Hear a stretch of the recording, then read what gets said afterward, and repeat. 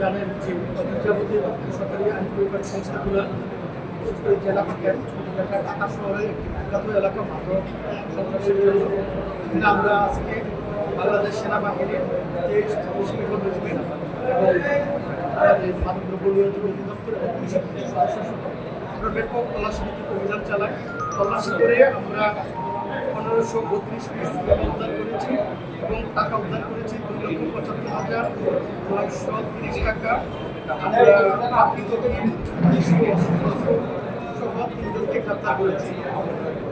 আমাদের এই যে অভিযান এটা আমাদের নিয়মিত অভিযানের অংশ এবং ধারাবাহিক অভিযানের অংশ। আমরা দেখেছি যে কোন পরিমাণ আমরা উদ্ধার করেছি এবং এই অভিযান আমাদের চলমান থাকবে এবং এই এলাকাটাকে মাদক মুক্ত এবং সচেতন করার জন্য সরকারি সকল সংস্থার সাথে ঐক্যবদ্ধভাবে কাজ করতে